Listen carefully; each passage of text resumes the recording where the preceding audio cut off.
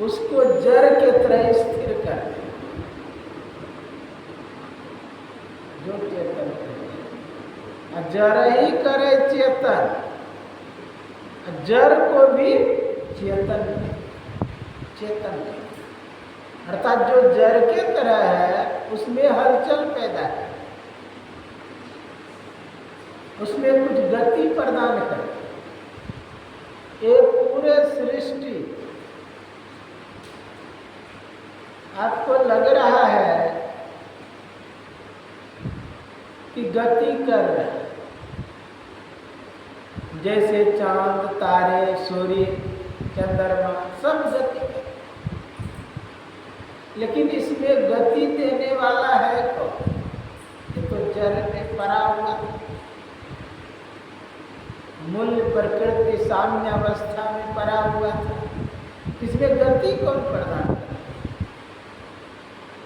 वही ब्रह्म है, वही परमात्मा। मन आपको कहा जाए कौन है, कैसा है, तो आप कहेंगे मन जड़ है, क्योंकि संतवाणी में पर है।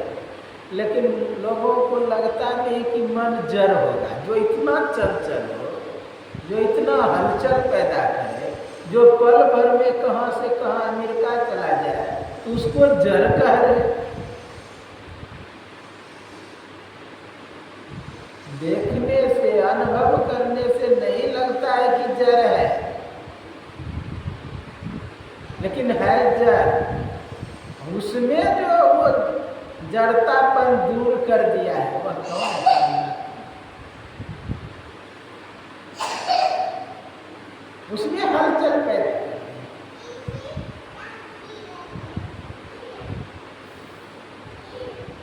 आप हवाई जहाज देखते हैं, रेलगाड़ी देखते हैं, सब लग रहा है कि देखने से जड़ है, लेकिन उसमें चेतन है बैठा।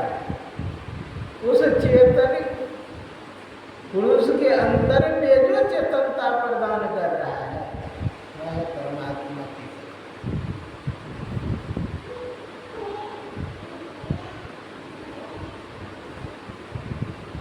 जड़ कहते हैं जिसमें हलचल ना, गति ना। लेकिन आश्चर्य की बात, आपको लग रहा है कि सब जड़ है, लेकिन जड़ मूल में चेतन है अंदर में।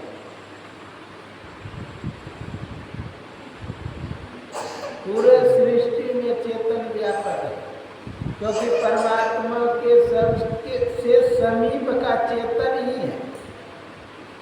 उसके बाद है प्रकृति। जब चेतन उससे पहले है तो चेतन घुसा है, तभी प्रकृति कोई भी कार्य होता है।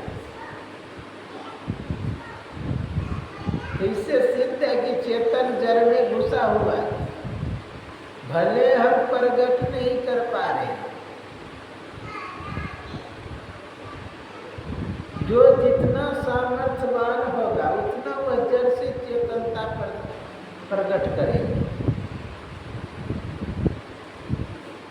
कितना सामर्थ्य, जैसे लकड़ी में अग्नि है, किसके अंदर कितना सामर्थ्य है उससे अग्नि प्रकट कर सकते। पत्थर में भी अग्नि है, हाथ में भी अग्नि है, सब जगह अग्नि व्यापक है, लेकिन सभी लोग जल्दी प्रकट नहीं कर। देखिए घर्षण करते करते लोग अग्नि प्रकट लकड़ी से करता है, पत्थर में पत्थर टकराए अग्नि प्रकट होता है। तीली माचिस देखते हैं कि घिसते हैं अग्नि प्रकट हो जाता है। घर्षण करने की क्षमता किसमें कितनी। उसी तरह जड़ में भी चेतन है। अगर संत चाहे भगवंत होते हैं तो जड़ में भी चेतन दिखा देते हैं। लोग जिसे कहते हैं कि मर गया है, मुर्दा में भी जान ला देते हैं। देखिए जो भक्त हुए, मूर्ति से भी भगवान को प्राकट्य कर दिए। धन्ना जा, विचार करिए, उसको किसी महात्मा ने कह दिया कि भाई सब काम करते हैं शालिग्राम, क्योंकि धन्ना जब अपने गाय भैंस को खिलाते थे तो पंडित जी नित दिन दूध मांगने चले जाते थे। एक दिन दूध दिया धन्ना ने, तो कहा रहे इतना दूध से क्या होगा, इतना दूध तो मेरा शालिग्राम ही गटक जाएगा। तुम्हारा भगवान जो है शालिग्राम दूध है, गटकता है कि कुछ काम भी करता है। भज गोविंदम भज गोविंद, वही सब काम करते हैं। तो संयोग देखिए, उसको दृढ़ विश्वास हो गया कि शालिग्राम जो है काम करते हैं, भगवान काम करते हैं। तो घर में क्या हुआ, झगड़ा हुआ। धन्ना जा, दो भाई थे, दोनों भाई में बंटवारा हो गया। संयोग से इसके तरफ जो खेत मिला न बंजर ऐसा भूमि, बड़े भाई को अच्छा खेती मिल गया, तो इसने सोचा कि जोताई करके हम कर लें। इसको भी 2 बैल हिस्सा में आया, एक गाय आया, उसको भी 2 बैल एक गाय। संयोग से उनकी जो भाभी थी वो इससे जलती थी। क्या की, जहाँ पे बरद को खिलाते हैं नाद में मिला दिया जहर, ताकि खा लेगा और बरद मर जाए। एक बैल को ज्यों ही लगाने के लिए गए, लगाए बस, दूसरा बैल में कर दी, इधर एक बैल गिर गया। देख लिया कि मर गया। अब मन में होता है अब कैसे खेती होगा, चिंतित। फिर उसके मन में हुआ, पंडित जी कहते थे कि शालिग्राम सब काम करते हैं, इसलिए उससे बुला, उसको से मांग लेना चाहिए वह शालिग्राम, और उससे काम कराना चाहिए। तो गए पंडित जी, गए पंडित मुझे शालिग्राम दे दो, मुझे काम कराना है। कहा ठीक है कल आना, लेकिन गाय लेकर के आना, बदले में उनको गाय देना होगा। ठीक है, गाय का मुझे काम भी नहीं है, इसलिए शालिग्राम दे दीजिए, गाय ले लीजिए। ठीक है कल लेके आना। कल गाय लेकर के आए, इधर दूसरा पत्थर रंगा लिया वो, उसमें शालिग्राम जैसा बना दिया, दे दिया धन्ना को। धन्ना आया अपने घर में, अपनी पत्नी को कहते 2 रोटी बनाना, शालिग्राम भी खाएंगे। तो क्या हुआ, शालिग्राम को रख दिए, 2 रोटी लाए, साग लाए, खिला रहे, खा ही नहीं रहे। कह रहे खा लो खा लो, खा ही नहीं रहे। फिर किवाड़ लगा दिया कि बाहर से कोई आ न जाए देखने के लिए। फिर पर्दा लगाया, ढुलक के देखते हैं खा रहे नहीं खा रहे। कहा मैं भी हूँ धन्ना जा, जब तक तुम नहीं खाओगे मैं भी नहीं खाऊंगा। तुम जब तक नहीं खाओगे हम भी नहीं खाए। 1 दिन नहीं 2 दिन कहते रहा। बाहर में लोग परेशान, लगता है धन्ना पागल हो गया। अब आ जा, तो समझ गया गाँव वाला, लगता है कि इसका गाय पंडित जी ले लिया है, इसलिए पागल हो गया है। सब गया पंडित जी को पिटते लाया वहाँ से, तुम गाय क्यों लिया उसका, वो पागल हो गया। अब उधर से क्या हुआ, पंडित जी आया, ये धन्ना ले लो, गाय हमको जरूरत नहीं है, तुम रख लो। लेकिन निकले 1 दिन 2 दिन, तीसरा दिन हाथ शिवलिंग से शालिग्राम से निकला और रोटी लेकर के अंदर जाने लगा, हाथे बांध लिया। कहा हम भी खाएंगे कि तुम भी खा ले, खाओ 2 रोटी है। हाथ पकड़ के बाहर खींचा, भगवान पर कहने का भाव क्या है, आप में कितना सामर्थ्य है कि जड़ से हम चेतन निकाल सकते, कितना वैसा वातावरण बना सकते जिससे कि जड़ से चेतन हो। आप लोग जानते हैं एक संत हुए जिसने अहिल्या को साप दे दिया, क्या बन गई, पत्थर, जड़ बन गई। अब भगवान आए, पैर से ठोकर मारे, उसमें चेतनता प्रदान कर। ये है जो जड़ का चेतन का चेतन का। असमर्थ रघुनाथ भजे जीवते धन, जो जड़ में भी चेतनता प्रदान कर दे। असमर्थ संत भगवंत में वह शक्ति होता है, सामर्थ्य होता है कि जड़ में चेतन कर और चेतन को भी जड़ कर दे, ऐसा सामर्थ्य होता है। आप जानते हैं ज्ञानदेव एक संत हुए, 4 भाई बहन थे, 3 भाई 1 बहन। ज्ञानदेव, मुक्ताबाई, सोपान, निवृत्तिनाथ, चारों एक दिन एक भीत पर बैठे हुए थे। भीत कहते हैं मिट्टी का जो भीत पहले होता था जिस पर छत रहता था, भीत पर बैठा हुआ। उधर से खबर आया कि चांगदेव महाराज आ रहे हैं जो 1400 वर्ष के।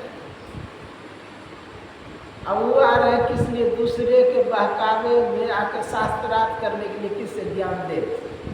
सारे गांव में संत आ रहे, उसका स्वागत करना चाहिए। वो आ रहे थे बाग पर बैठकर। ये क्या किए?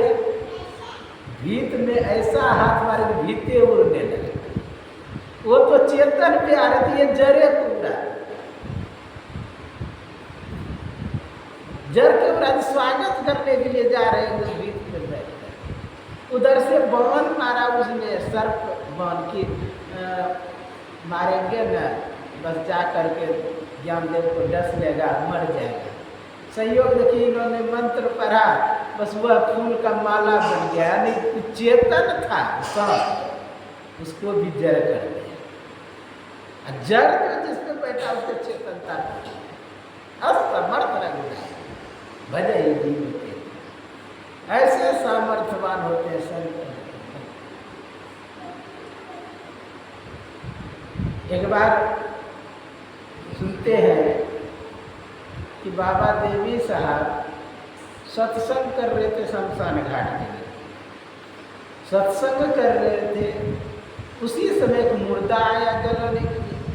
चीता सजा दिया गया, चीता पर मुर्दे को रख भी दिए। तो जानते हैं उस समय हल्ला उल्ला होता है। अब सत्संग करने में बगल में दिक्कत हो, बाबा देवी साहब अपने शिष्य से कहा जाओ उसको कहना बाद में मुर्दा जलाएगा, पहले उनको सत्संग करने। तो शिष्यों ने जाके उन लोगों को कहा कि भाई पहले सत्संग करें उसके बाद मुर्दा जलाएं। कहा तुम्हारा काम है सत्संग, तुम करो, उससे क्या मतलब है? हमको मुर्दा जलाना है। नहीं माने बात। आकर के कहा गुरुदेव बात नहीं मान रहे हैं। कहा फिर जाकर के को, फिर जाकर कहा, फिर नहीं माना। गुरुदेव के पास आके बोला गुरुदेव नहीं मान रहे। खड़े हुए गुरुदेव, बड़ा हल्की पहनते थे, काला कोट, लाठी रखते थे मोटा। बस खड़े हुए जब दौड़े उधर जिधर जला रहे थे, सब जितने शरारती पार्टी थे जलाने में सब भागे। वो भागे तो ठीक है, मुर्दा भी उठ करके भागे। ये जो जड़ में जो चेतनता प्रदान कर, ये संत जो चेतन असमर्थ ऐसे का भजन करे, ऐसे की भक्ति करे, असंभव को जो संभव कर दे, वैसा वातावरण बना दिया जाता है कि उसमें जड़ में चेतन पर। हम लोग वैसा वातावरण नहीं बना सकते। साधारण कुछ लगाते हैं तो वैसा वातावरण नहीं बना सकते जो जीवित, जबकि बीज होता है हम लोग लगाते हैं, उसको हम अंकुरित नहीं कर पाते हैं बढ़िया से, अगर खाद पानी सही ढंग से नहीं दिए उसको अंकुरित नहीं कर सकते, उसको सुरक्षा नहीं प्रदान कर सकते। जड़ में भी चेतन हो जाएगा अगर वैसा वातावरण आ जाएगा। जबकि जो बीज है वो जिंदा है, उससे हम लोग बढ़िया ढंग से नहीं। लेकिन वातावरण अगर ठीक हो जाए, अब विचार करिए, चावल जो है, चावल विचार करिए, वो जड़ है कि चेतन कहेंगे भाई जड़ जैसा है, उसमें तो लगाने के बाद भी उससे उत्पन्न नहीं होगा।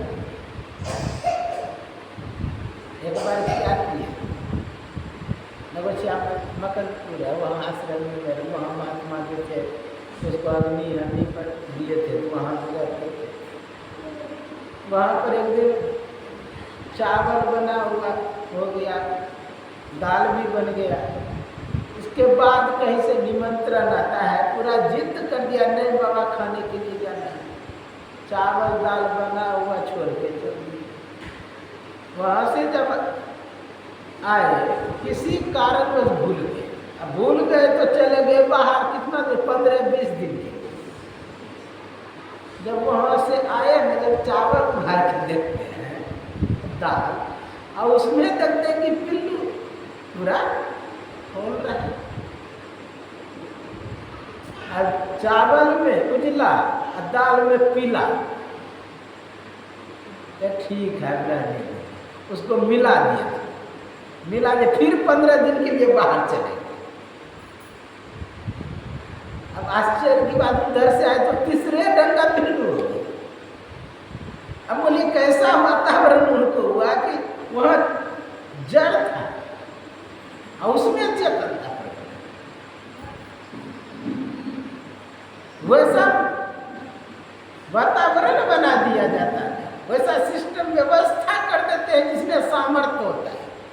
यानी संत में वैसा सामर्थ्य है कि जड़ में भी चेतन प्रकट है।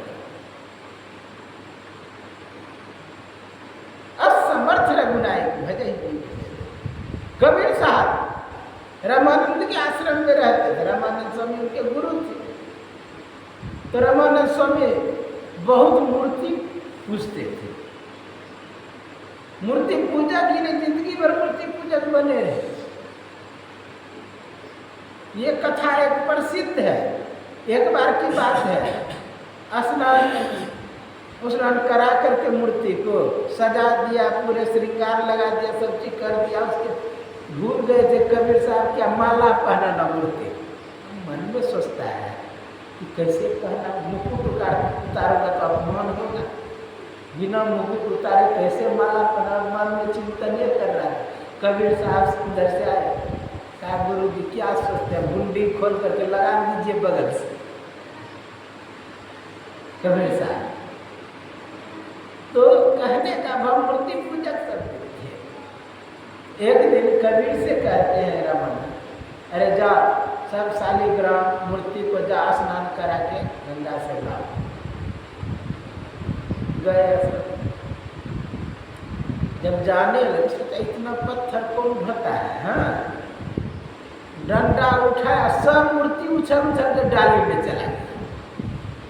डाली उठा के वहाँ ले गया, सब देखता है कि सोचता है कि स्नान करने देता हूँ लोग, तब तक आश्रम में काम करके आते गए, झाड़ू दे रहे हैं आश्रम में। और उधर से गुरु जी, अरे तुमको मैं बोला था स्नान करा के लाने के लिए शालिग्राम सबको। क्या गुरु जी वहाँ साबुन तेल लगा के नहा रहा है, तेल लगा के नहा रहा मतलब क्या। चलिए गुरु जी, गया तो देखा सब मूर्ति उछल कूद करके नहा रहा है। ये है जो जड़ में भी चेतन प्रकट कर दे, असमर्थ रह गए। संत भगवान में ऐसा सामर्थ्य था, शक्ति हो। अब फिर डंडा उठा, सब उछल के आके डाली में बैठ गए। ये सामर्थ्य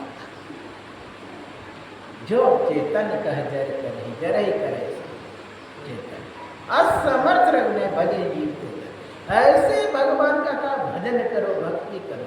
वह गुरु भगवान में कोई अंतर नहीं है। आप लोग सुने, संत भगवत अंतर निरंतर नहीं कछु कीमत न तुझी का दास। इसलिए यह है कौन? ये जो अंधकार में पड़ गए, अज्ञान में पड़ गए, वह है कौन? जीव है। और जीव कौन है? ईश्वर का अंश है। लोग सुने, ईश्वर अंश, जीव अविनाशी, अचेतन अमल सहज सुखराशि। ईश्वर का ही अंश है। रामायण में भगवान राम क्या और कहते ममय वंशो,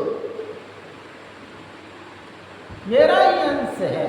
मम माया संभव संसार, जीव चराचर विविध प्रकार, संभव प्रिय संभव उपजाए, सबके अधिक मन में कहा सब मेरा ही उत्पन्न किया हुआ है। भगवान कृष्ण भी कहा ममे वंशो जीव लोके जीव भूता सनातन, मन षष्ठानींद्रियाणि प्रकृति स्थानि करसति, शरीरम यदोपनोति यच्चाप्य कर्मतेश्वरा, गृहत्येतानि संयाति वायुर्गन्धानि वास्या, श्रोत्रम चक्षु स्पर्शनम च रसनम घ्राणमेव च अधिष्ठाय मनश्चाय विषयानुपसेवते।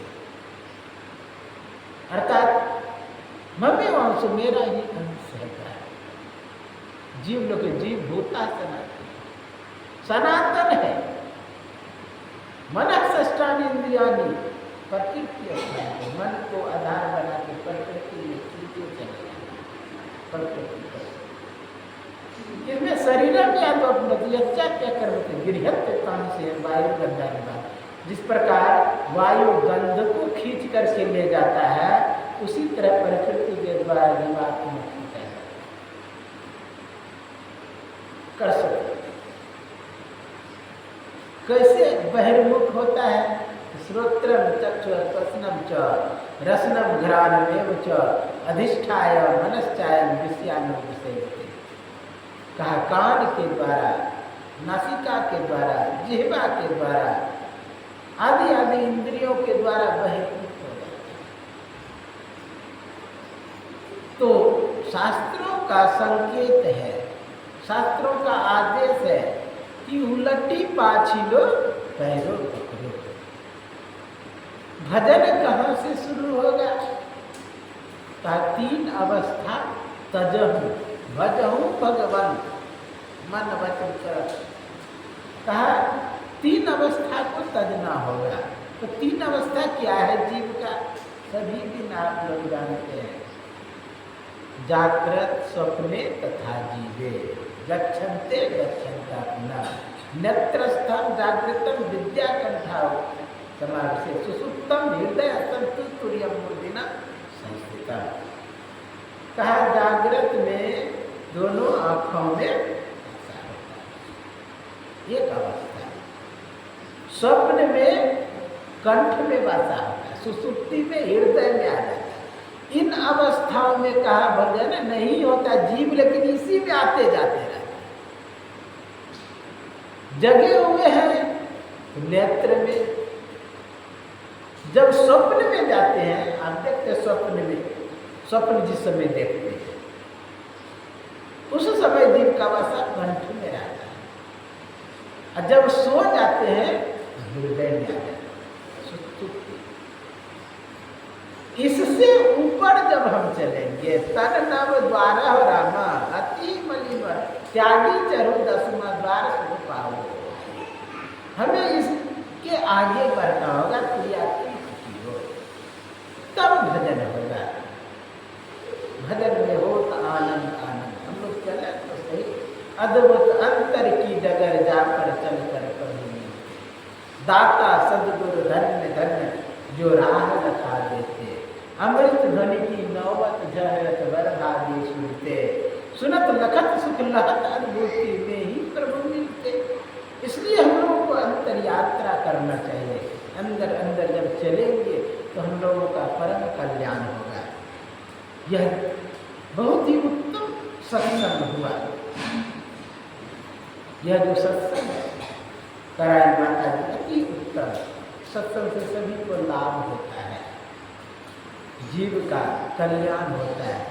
सत्संग से सभी में जीवत्व आता है। सत्संग से सात्विक विचार आता है। मान लिए जीव है, जीव अगर कुसंस्कारी हो जाए, खराबियाँ आ जाए, पूरा करकट गंदगियाँ उसके अंदर आ जाए, वह जीव किस काम का? ईश्वर अंश है, चेतन है, अमल होना चाहिए, और अमलता आती है सत्संग से। इसलिए सत्संग लागी हो रे भाई, तेरी बिगड़ी बात बन जाए। यही आपके सेवा में कहा।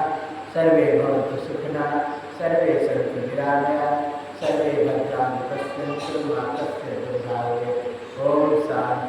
शांति शांति। श्री सद्गुरु